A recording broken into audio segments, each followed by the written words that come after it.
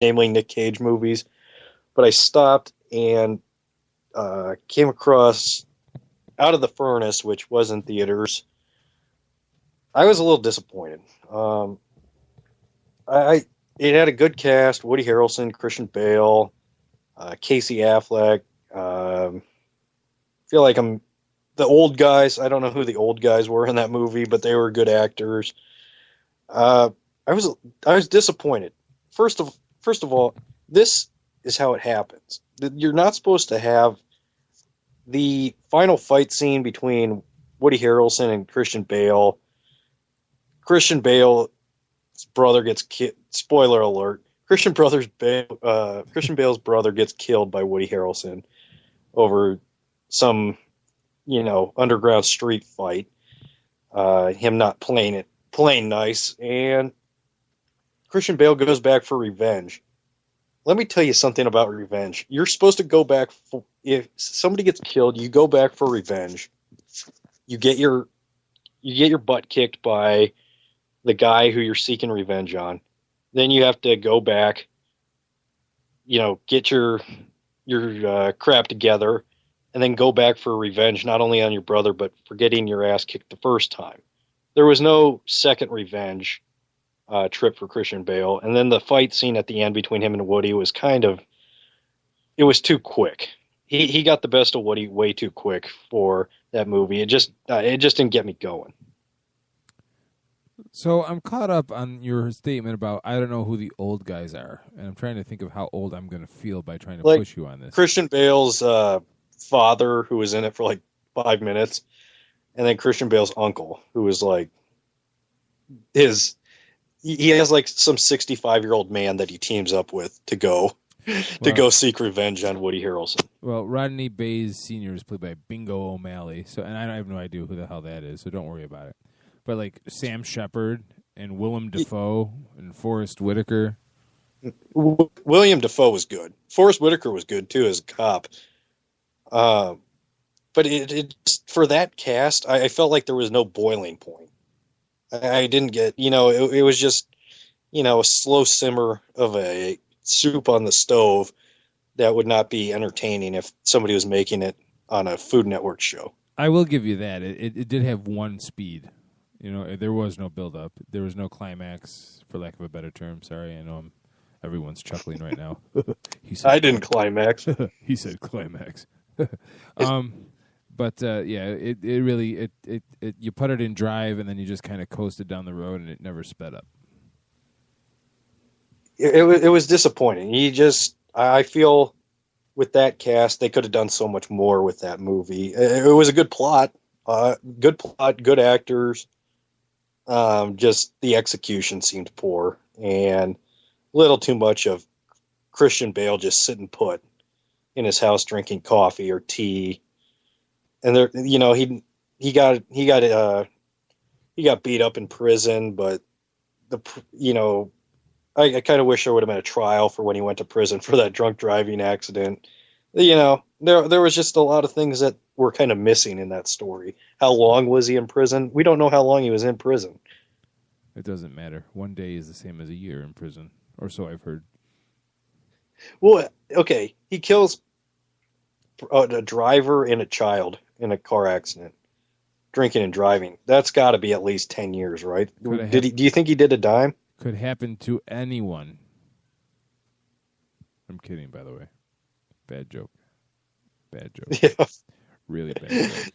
We do not condone drinking or driving on the show, just so you know. Oh, yeah, easily 10 years. Easily. Well, also, before we get back to sports, we are coming up on the 51st anniversary of the JFK assassination. Where do you stand on the conspiracy theories? What do you believe? Do you believe there was a lone gunman, or were there? How many other people were holding a gun? I love conspiracy theories. I really do. Probably because I'm a paranoid psychopath myself. But I don't know. I mean, if there was really that much... You think about the world and how basically you can't... A public figure these days can't fart sideways without anybody knowing about it. So I would like to think that in 50 years, yes, I know it was the 1960s and there was no such thing as social media back then. I get that. But in 50 years, I'd like to think somebody would uncover something more concrete than what you saw in the movie JFK. Yeah. Well, the most recent theory is that a Secret Serviceman accidentally shot the final, the bullet that killed JFK was shot by a Secret Serviceman accidentally. That's the most recent one. Oh, I did not hear that one. I missed that one. Yeah, apparently. Okay, so they go through the Lee Harvey Oswald, and they said that the third bullet was different from the other two because it wasn't like the bullet, as soon as it makes contact, it explodes, basically, essentially blowing up JFK's head. And they said that was the type of bullet that would be in a Secret Serviceman's gun, and it was like he stood up to look for Oswald or where the bullet came from with his gun and accidentally pulled the trigger and accidentally fired it right into JFK's head. Dear God, is that where yeah, a little far-fetched, but it was at least it was at least something new. Yeah, it's entertaining, sure. Looking at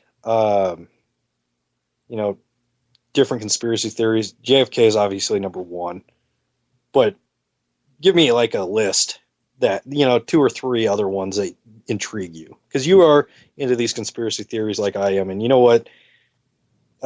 Drinking with friends really brings out the best in conversations about conspiracies. My favorite conspiracy theory, favorite the wrong way.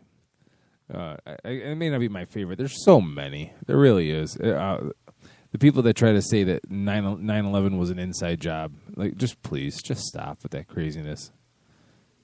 Just yeah, it's the 9/11 one that's interesting. It's a little far fetched.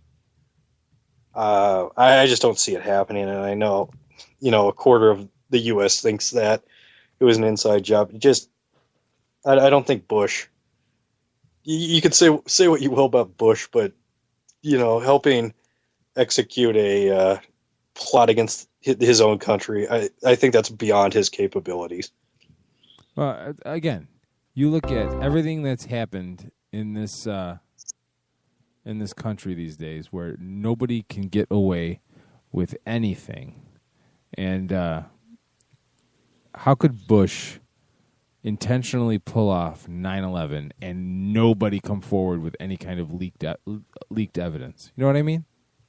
Yeah. And then this is my favorite conspiracy theory of all. I found it on the internet, so just listen, okay? Okay. Hello. Hi. Oh wait, I gotta find it now. Let me forward here. Hey, William, how's it going? I'll kick your teeth in. Oh, it's not the Irishman? Did you happen to see this? Come on. How you doing, Dad? Hey there, why don't you try one of our bras on you, wee?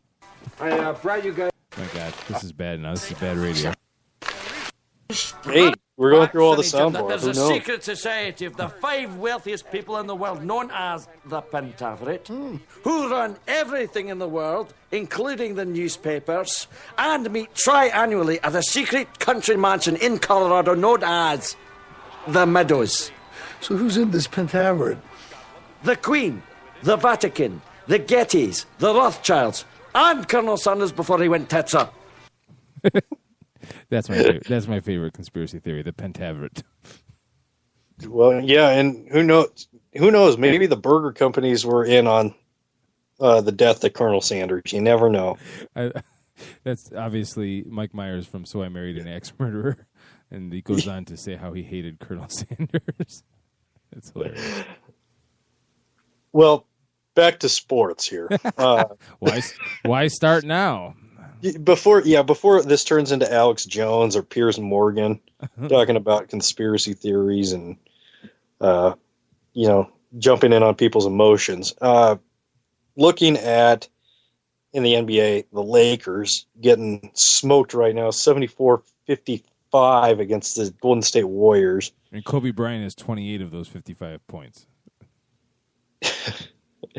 And did he end up leaving injured, or is he still playing after Gary Vitti went out and checked on him? He's apparently still playing. I haven't seen anything about an injury on Twitter. I'm focused on the show. How much worse is it going to get before it gets better? It's good. This year is just going to be such a lost season. And if I was Mitch Kupchak, I would be trying to trade every valuable piece that I could possibly find, even if I have to fake the value and try to sell somebody on it, to get as many draft picks as possible, so that you, even if they're second rounders, to bundle them together to try to move up in this draft and next year's draft, because that's the only way with the new CBA that you are going to be able to build this franchise back to any sort of shadow of respectability. What percentage of the Lakers fan base over these next 3 or 4 years, where they're kind of in rebuilding mode, what percentage do you think winds up, who was complaining about fans going from Cleveland to Miami back to Cleveland, wind up finding a new team in the meantime? You always have your jumpers on whenever your team has any measured level of success. And for most of the 2000s, the Lakers, were successful, even when they were bipolar, they still were winning games for the most part. And the team of the aughts, I call them. I mean, they owned the latter part, and they won back-to-backs at the end of the first decade of the 2000s. So you have your people that jumped late because Shaq and Kobe and stayed on, and now they're going to find out what it's like to suffer through the Nick Van Exel years, and the Vlade Divac era and Eldon Campbell years, but this team is so much worse than any of those teams were. I just don't know where these pieces are going to come. You want to talk about one player laying waste to a franchise, and that's Dwight Howard. They put so many eggs in Dwight Howard's basket, and he just left them freaking abandoned on the side of the road in the middle of a snowstorm. Yeah, they're hitchhiking after that one. It's the Dwight Howard, it really left him in a mess and kind of created this new perception of the Lakers. And they've never had that. It's always been, the Lakers, they're going to get a top free agent. That was the first. I don't remember another time where they've struck out with a guy that was already on their team, and then jumping ship, in the prime of his career. It's never happened before, and for the players to start saying no to the Lakers is unheard of. I'm really curious to see how much that decision alone affects them long term. Especially being a Lakers center. You know what I mean? Yeah. You talk about sports and positions, and now being the Patriots quarterback, the guy that takes over for Brady has something to it. Andrew Luck being the guy that took over the Colts for Peyton Manning has something to do with it. When Steve Young took over for Joe Montana, that had something to do with it. Those some football experiences. Being a starting pitcher for the Atlanta Braves, has something to it. Being a steroided out home run hitter for the San Francisco Giants has something to it. And now you have Lakers center. I mean, Bulls shooting guard. Those certain positions that have traditionally been thought of highly, but nothing compares to being center for the Los Angeles Lakers. From Mikan to Chamberlain to Jabbar to Shaq, Dwight Howard didn't want any part of it.